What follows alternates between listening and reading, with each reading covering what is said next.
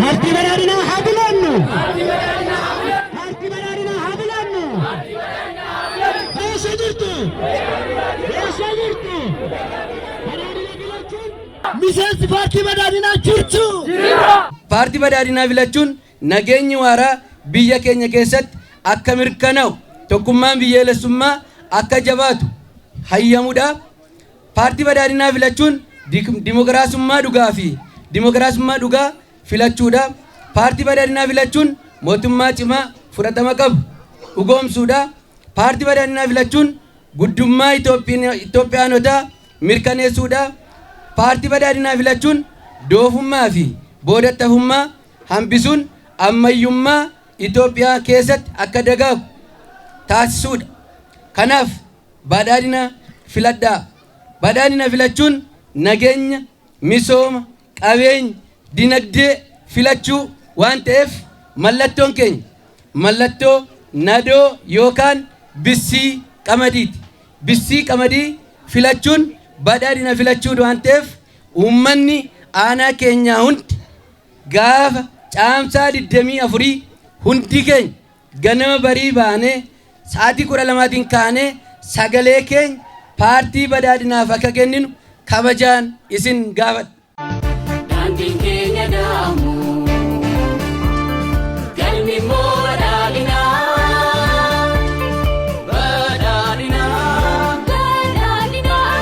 Galmi qabsoo keenyaa fiidee badhaadhinaa filannoon keenya yoomuu paartii badhaadhinaa filannoon keenya yoomuu. Paartii badhaadhinaa kan ta'e misooma biyya keenya sirriitti kan hojjetaa jiru Dr. Abiyin filachuudhaaf paartii badhaadhinaa filachuudhaaf inni iddoo kana deeggaruudhaaf iddoo kana dhufe. Paartiin badhaadhinaa kun jijjiirama guddaa fideera biyya keenya irratti. Daandii wajjin wal qabatee misooma adda addaa koriideerii kana wajjin wal qabatee biyyi keenya sirriitti misoomaa jira. Ammas ani akka kootti paartii badhaadhinaa filachuudhaaf qophaa'een jira. Nageenya adda addaa irratti hundaa'ee biyya isaa eeggachuudhaaf naannoo isaa eeggachuudhaaf filannoo kanaaf sirriitti qophaa'aa jira. Tokko tokkoon wanta qabu hundumaa qindaa'ee nagaa naannoo isaa eeggachuudhaaf akka aanaa keenyattis nagaa eegsisaa jirra. Naannoo kana guyyaa har'aatti mootummaa misoomaa kana kan ta'e mootummaa muummee ce'umsaa sana filachuudhaaf naannoo torbaffaa kana filachuudhaaf uummanni addanatti argamu kun hundumtuu kaardoo filannoo fudhatee deeggarsaaf jenneeti baane.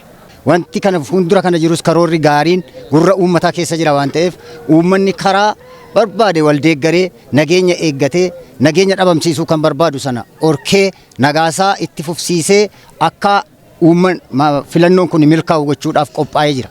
Duulana filadhaa kanarratti wanti na kakaase tokkoon paartiin keenya paartiin badhaadhinaa paartii nageenyaati, paartii misoomaati, paartii waan hundumaa hammataadha jechuudha. Kanaaf kan na kakaase paartiin keenya paartii gara fuulduraatti bu'aa gurguddaa nu buusee gara fuulduraatti abdii guddaa waan irraa qabnuuf filachuuf duulana filadhaa kanaan har'ammoo akka aanaa keenyaatti karaa namatti toluu fi bareedaa ta'een hirmaachaa turre gaggeessaa turre jechuudha.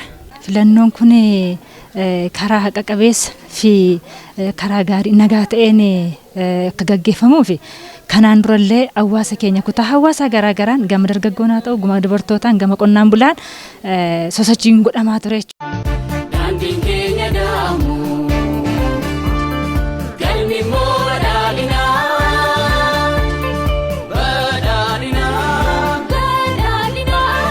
Galmi qabsoo keenyaa fiidee badhaadhinaa filannoon keenya yoomuu paartii badhaadhinaa filannoon keenya yoomuu.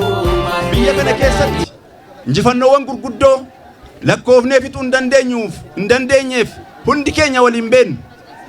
Ormoonnis beekan addunyaan dhugaattiin nu ba'e biyya kana keessatti galmeessuu danda'eera.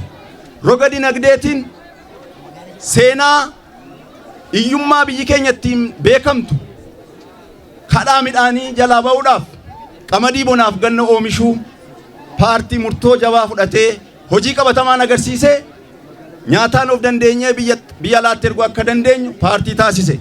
Ammas paartiin badhaadhinaa filannoo marsaa torbaffaa kana haala kanaan yeroo duulana filadhaatti galu gama tokkoon filannoon kun dimokiraatawaa haqa qabeessa naga qabeessa akka ta'u hojjechaa gama biraatiin immoo paartii cimaa dorgomaa kaleessa abdii qofa harkaa qabna turre har'a injifannoowwan gurguddaa hawaasni keenya irraa dhamdhamate qabatamaan kan galmeessine ta'uusaa ifatti addunyaattis firattis hormattis himaa paartiin keenya paartii dorgomaa cimaa ta'ee filannoo marsaa torbaffaa akka mo'atu hojii caalmaa taanu hojjetee biyya kana biyya fakkeenyummaa qabdu addunyaa irratti biyya jabduu taate buuressuudhaaf manifeestoo isaa keessatti galmoota gurguddaa kaawwate ifatti kan hawaasa isaa itti dadammaqsuu fi filannoo taanuuf na filadhaa duula qabatamaatti kan gale ta'uusaa ifatti isinii ibsaa guyyaa sagalee kenninsaa caamsaa 24 namni kaardii fudhate hunduu ba'ee sagalee isaa paartii keenyaaf paartii badhaadhinaaf akka kennu gochuu keessatti miseensii fi deeggaraan keenya hunduu qooda isaa akka ba'u filannoo haqa qabeessa gaggeessinee addunyaaf fakkeenya filannoo ta'e akka goonu hunda keessaniif carraa kanaan ergaa dabarsaa. Daandiin keenya daamu galmi immoo badhaadhinaa.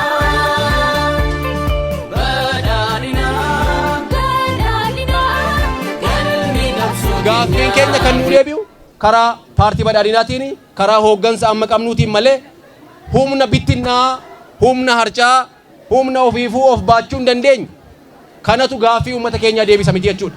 Caamsaa 24 filannoon keenya maal?